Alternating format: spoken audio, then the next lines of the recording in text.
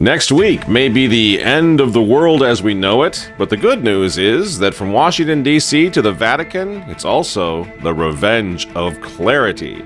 Bill Gates says the second pandemic is coming, oh my, and Francis gives a red hat to the most outspoken Trump basher in the American Catholic Church. Trump signs the Geneva Consensus Declaration, telling the UN pro-aborts to go back to hell where they belong. And finally, Steve Bannon speaks at the Catholic Identity Conference in Pittsburgh, and you won't believe what he said. All that and more tonight from the editor's desk.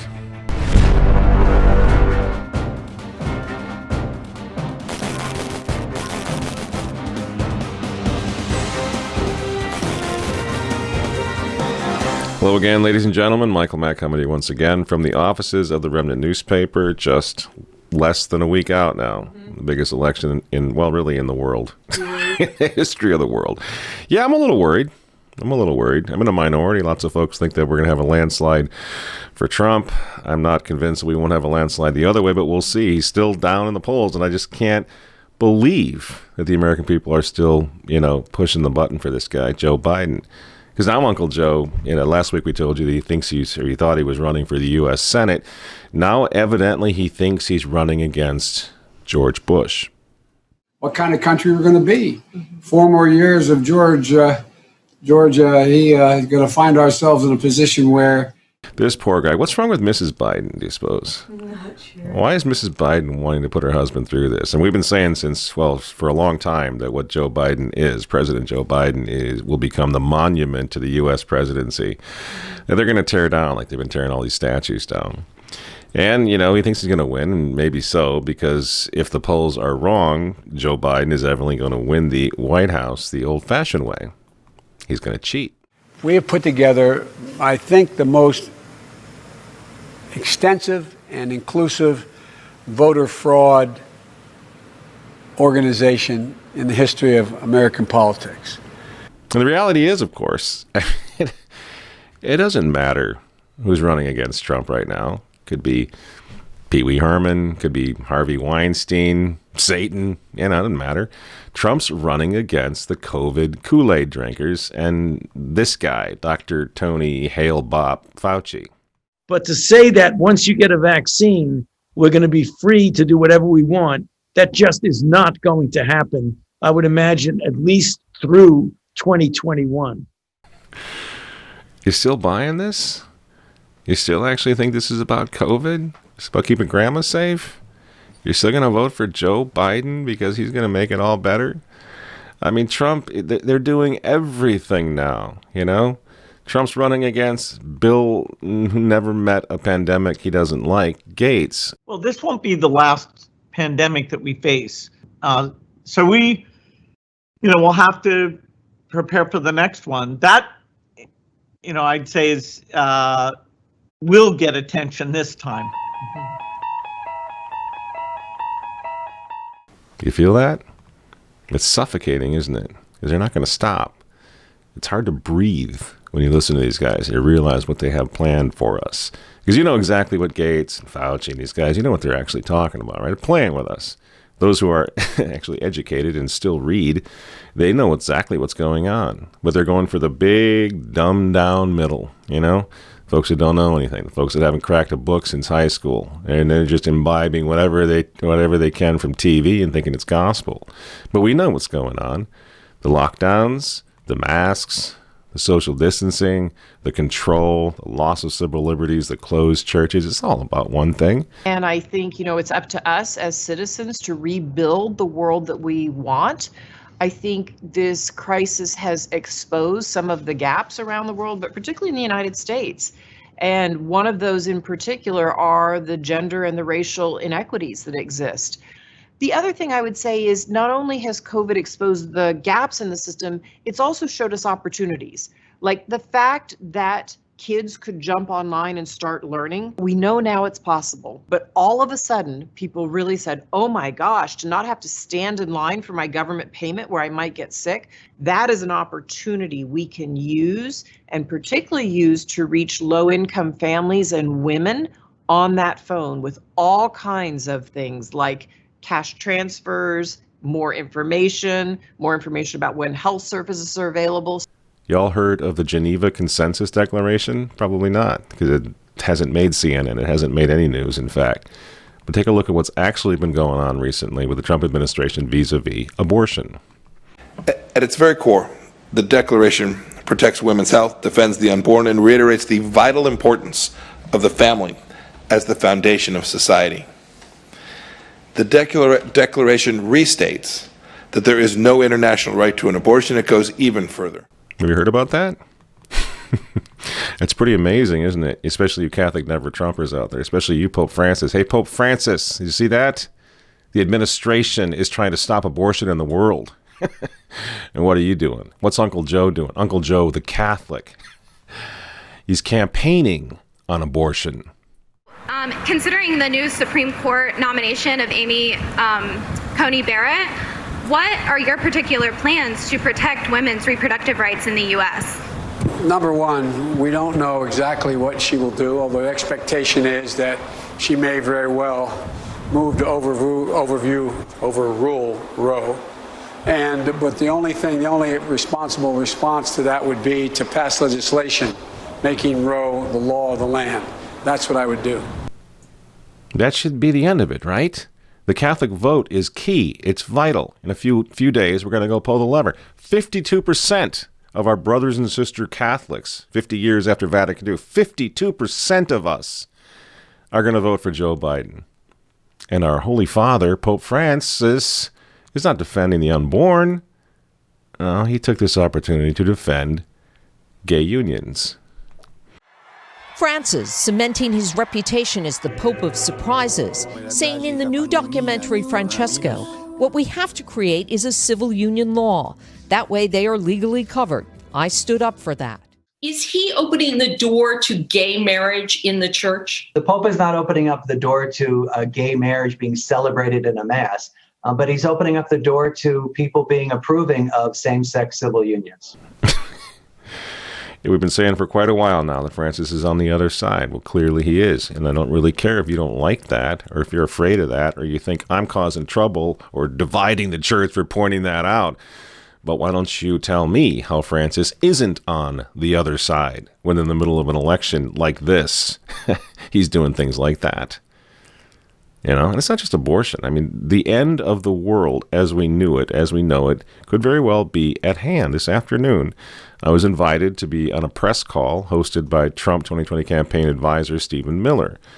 It was practically begging the other members of the press on the call to figure it out, to understand that what we're now facing is an invasion such as the world has never seen in 2,000 years. This is what President Joe Biden has in store for our country. And as you listen to this, I want you to think about what it was that eventually crushed the Roman Empire. That was a barbarian invasion, wasn't it? Biden represents the corrupt Washington establishment far-left policy that has invaded foreign countries and fought foreign wars and enmeshed us in foreign conflicts while having open borders to unlimited migration from the most dangerous places in the world. And you are literally overriding the career professionals and saying, even though this country isn't safe, even though this government isn't cooperating, even though the records are painfully inadequate, we are still going to let people in massive numbers, no matter what happens to our country. These guys are campaigning on shutting us down, taking away our civil liberties, killing babies, and ushering in a barbarian invasion to shut this country down. And we're terrified of COVID. Did you see the problem here? You're terrified of this little virus, this little bug that's going to kill you? You know, I'd rather die of COVID than live in the new reality, the new normal that these psychopaths have in store for us. And don't forget, you can look it up. Please look it up. Please look up what the survival rate is up to now. It's 99+% of us are going to survive this thing. And yet you are going to vote for somebody who's going to shut us down, cause you to lose your job, kill your grandmother, kill your grandchildren in utero? That's what you're going to do because you're so terrified that you might get sick? Come on, people. Wake up. Wake up. only a fraction of 1 out of every 100,000 inhabitants of this country is going to succumb from COVID, has succumbed from COVID. 1 out of 100,000 of us. As of May 2020, 42% of all COVID-19 deaths in the U.S. had also occurred in nursing homes, primarily in states where the governors had forced long-term care facilities to accept infected patients. Don't you see what's happening here?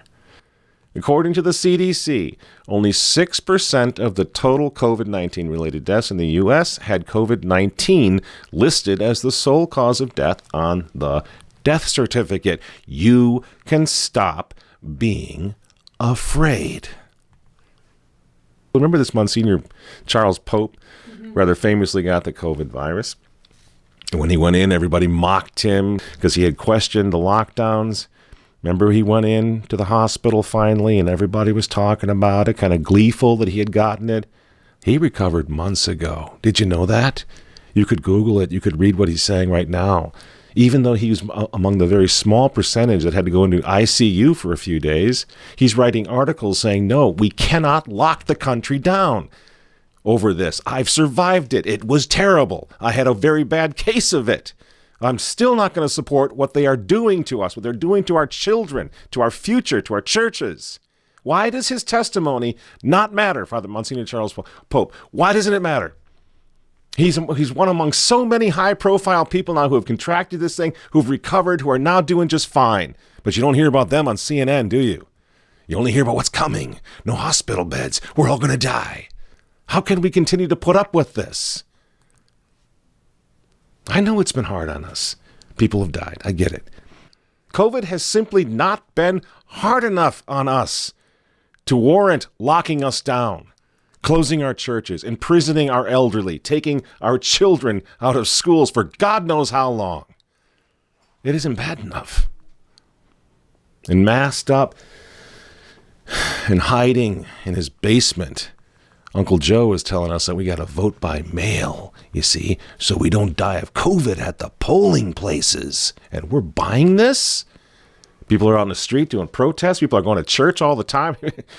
Super spreaders like Sturgis, the motorcycle rally, they come and go, nothing happens. But we can't go to the polling places, says Joe and Nancy, because we're going to die of the COVID.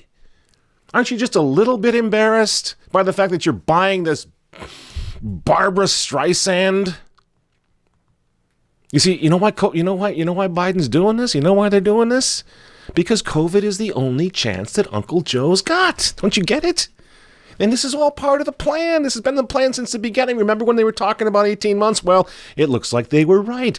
Gates and Fauci warning the world last year already, before anybody had ever heard of the Wuhan virus, that a global pandemic was coming. And now, as we just showed you, Bill Gates is saying, another one's coming. We have become mentally challenged that we're buying into this nonsense. I mean, they told us that the pandemic was coming before it came, then it landed, and then they started talking about vaccines, and then 18 months of the new normal, shut down the restaurants, shut down the churches, you know? And then knowing that the virus would never, ever prove deadly enough on its own to terrorize the nation into compliance, they started talking testing. Remember? They started blasting Trump very early on for not testing enough. He doesn't care. Remember? Testing. It was like ventilators. Like crazy little chatty Cathy dolls pulling their own string, right? Testing. So Donald Trump, the Trump administration, they started testing, all right? They started testing like there's no tomorrow, attempting as best they could to avoid the lynch mob on cable TV, to avoid the political fallout from not testing enough. They started testing. And guess what happened? The number of cases went up. The cases went high because they found fragments of COVID, which is exactly what they were looking for. People weren't sick. They weren't dying. But the cases went up. They're not even scaring us with the virus anymore. It's just the cases. They're not scaring us with death. They're not scaring us with ventilators. Just cases. More cases. Cases are coming to get you. Oh, my. And all the while, the death rate from this thing has been plummeting. What about this do you not understand? And now even when the percentage of positive test results is dropping, they're still out there, night after night, scaremongering, ramping up the fear. Joe Biden is campaigning right now, for the first time probably in the history of the world, on your fear. No positive message, no hope and change, no Morning in America speeches. He's campaigning on the fear that they have instilled in you using their media machine for the past 6, 7, 8 months. He's campaigning on it. And what are they telling us now? We're going to run out of hospital beds. Here it comes. Put on your mask. Never mind that we didn't run out of hospital beds back in March and April at the height of the pandemic. This time, we really are going to run out of hospital beds. And you're going to die in the street trying to get into your hospital bed where you'll get your ventilator. That's going to save your life. And we're buying this. Don't you see what's going on here? It's a game. It's all a game. It's a charade. It's bait and switch. It's Halloween. It's creepy Uncle Joe. Oh, it's funny. It's Joe. Come on, man. Candy's for the kids. Maybe he forgot. Wait a minute. You look familiar. Who are you?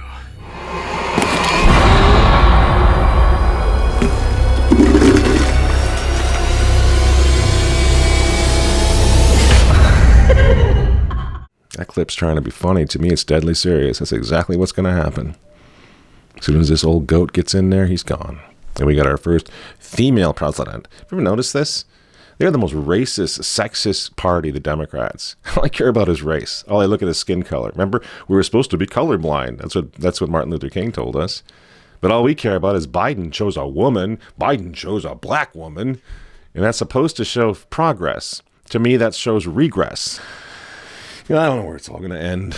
People say the polls are wrong. Are the polls wrong? How do the polls get it so wrong in 2020? I mean, how do they retain any credibility if they pull another 2016 whopper?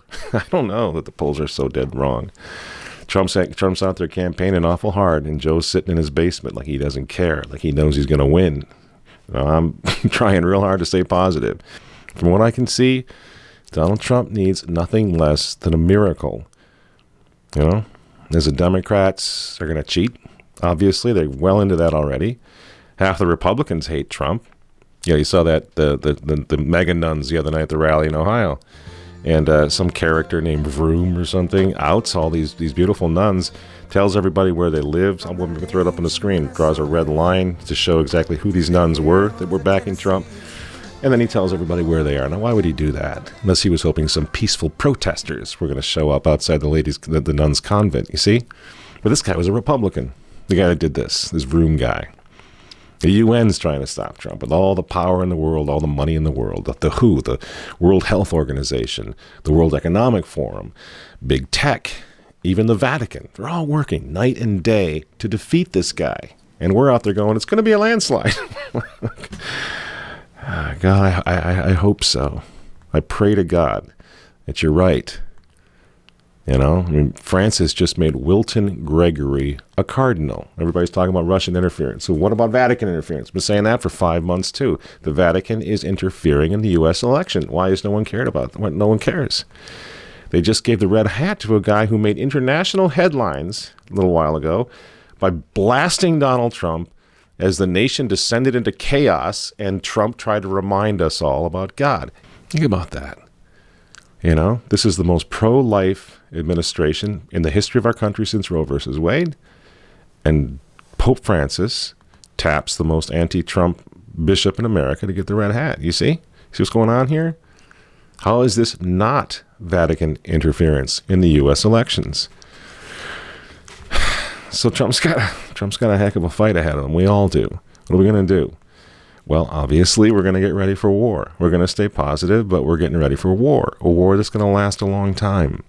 And some of you were surprised that we brought in Steve Bannon to last week's Catholic Identity Conference in Pittsburgh. That conference, by the way, was a huge, huge success. Hey everyone, Tess Mullins again, producer here at Remnant TV. If you'd like to see Mr. Bannon's speech from this year's Catholic Identity Conference, as well as Michael Matt's, Dr. Stephen Mosier's, and so many others, just go to remnantnewspaper.com right now and sign up for the entire CIC video on demand package. The CIC was a huge success, and you won't be disappointed. So that's remnantnewspaper.com. Just click the banner and sign up and start watching right now. Thanks so much. Take a look at Steve Bannon here, and you tell me why. You tell me why I shouldn't welcome this guy. You shouldn't welcome this guy to our fires here on this side of the battlefield anytime. Now, right, it's not just the Catholics voting for Biden. It's look at what the Pope's talking about with this Green New Deal and this really return to neo-paganism, right? With many people in the church, and look at the church. Look, I came from a working class Irish Catholic family. I was a altar boy, and my parents were the first parents that fought to get Latin Mass back in the diocese we're in, the Diocese of Virginia, and really went and formed the first church with Tridentine Catholics, because they and my dad's 99 and he's a Latin Mass devotee. He's a guy that actually thinks EWTN's gotten a little liberal. Just kidding, EWTN. No, but I mean, he's a big believer. I mean, he's a guy who goes to the Remnant every day. But this is the point. A smaller group of dedicated people that live this and fight for it every day is what is necessary. And that's why this conference is so important. That's why the meaning of this conference. And look at the speakers. You unite that power of these speakers and you put an action plan in back of this, we can do mighty work. Something good is happening right now that's going to transcend this election. That's going to go on for a long, long time.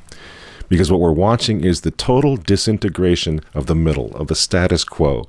It's the end of the squishy middle ground, both in this country and in the Catholic Church. And that's the silver lining. That's the good news. This can't go on forever, and it won't. We're also witnessing what I call the revenge of clarity. History is going to cast this character, Francis, as the great clarifier, right? He's made it very clear to everyone what's going on here. And Francis is like the Joe Biden of popes. Thanks to him, papolatry is dead. That's great news. And everyone with eyes to see now knows what the revolution of modernism in the Catholic Church was all about. Which is why we get so impatient with those who say it was just a snobby little preference for Latin in our liturgy. Drives me nuts.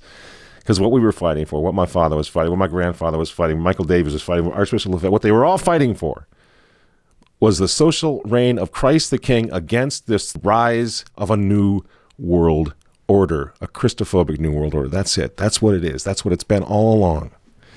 And for 500 years, these same forces have been trying to destroy Christendom. Why? Because they need to destroy the monarchy. They need to destroy the Christian confessional states. Why? Because they needed the church to be out of the way in order to make room for the new world order that's rising up before us right now. It's not a conspiracy theory. It's been going on for a long, long time, and here it is. And thank God in politics, in geopolitics, this guy Donald Trump has smoked out the same modernist, Christophobic anti-Christians with whom we as traditional Catholics have been at war for a long time, more than half a century. You see, these are the one-worlders who've been trying again to undermine, infiltrate the Catholic Church for centuries, but especially over the past 100 years. And the Trump phenomenon has forced the deep state and the deep church to go public with their unholy alliance, and the ranks of the children of light are swelling because of it. This is what Archbishop Carlo Maria Vigano has been saying constantly. That's why he's so supportive of Donald Trump, because he sees this through the Christocentric lens. And he sees the hand of God in this. And he sees who Trump's enemies are. And he says, those are our enemies. Those are the enemies of the church. You see? That's why we've been supporting this guy. Not because of his personal holiness, but because of who his enemies are. And Steve Bannon's the same way. And in his case, he publicly credited traditionalists, the Remnant, with having been in this fight, the fight that he's now fighting, for a long time, from the start, in fact. Check this out.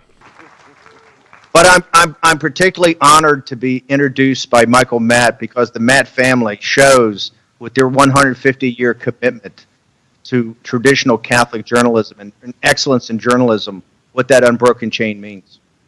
What are we supposed to do? Wait for men to become angels and saints before we allow them to jump down into this foxhole with us? I don't think so. Lots of folks are jumping into the foxhole right now. Praise God for that. And then we can continue the discussion, theological discussions, as we go along. The point is, we're all standing against demons all of a sudden. And isn't it nice to not be alone anymore? Francois Charette, the great general of the Vendée in France, the great opposition to the French Revolution, the leader of the Vendéans, he had mistresses. He was certainly no saint. He didn't just hop off a holy card, believe me, when he joined the Royal and Catholic Army and he beat back the godless French Revolution. He gave his life to do that, and finally he dies a martyr's death for the holy cause of altar and throne. He was no saint when he got started in that campaign. Lots of us now are going to start waking up. Lots of people are going to follow the same route. When you realize you're up against demons, well, you better try to fight them not just with swords, but with prayer and fasting and penance and the spiritual weapons as well. See, because we're all sinners and we're all flawed. And Bannon himself pointed this out at the Catholic Identity Conference last weekend. You couldn't find two more imperfect instruments than Donald J. Trump and Stephen K. Bannon. On that, I will guarantee you. But Donald J. Trump represents an absolutely existential threat to the globalist system. And what that threat is you. He actually gives the forgotten man and woman. He gives the traditionalist. He gives working class and middle class Catholics and working class and middle class Christians a seat at the table and to be in the room and be in the deal. Bottom line is this, friends, we're running out of time, so I'm going to cut it short on a positive note, despite the fact that we're all apprehensive about next week. But the bottom line is this. Whether every soldier out here on the battlefield realizes it or not, the reign of the Antichrist will have found its foundation in this new world order that we all see right now. And you don't have to be a traditional Catholic to see that, to recognize that. Powerful people in high places have declared war on the enemies of the cross. And rather than shun them because they're broken vessels like the rest of us, we need to carry this banner of Christ the King out onto the battlefield, meet them halfway, shake their hand, and welcome them to the fight. Why? Because this is a holy war against this ape of God, which is waging a global campaign right now to eradicate Christianity from the face of the earth. And we need to fight back. And no matter what happens next Tuesday, friends, hold it together. Don't lose it if we don't win. Because this isn't the end of the war. This is the beginning, no matter what happens. And thank God now, as his battle lines are so clear, we're no longer alone in the trenches, as many of us have been and many of us have felt for a long, long time. It's not the case anymore. The blindfolds have been removed, thanks be to God.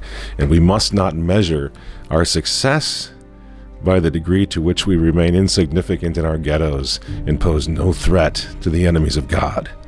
It's time to come out of the ghettos. It's time to leave the safety of the catacombs and go up topside and fight like hell, because hell is what we're up against. God wills this. Everything is becoming clear. Traditionalism is being completely vindicated right now. The smoke has lifted, and the battle lines are clearly drawn right now. So keep praying, keep fighting, and be confident that no matter what happens next week, the clans are uniting. If God is for us, friends, who really cares who's against us? I'm Michael Matt for Remnant TV, and we'll see you next week.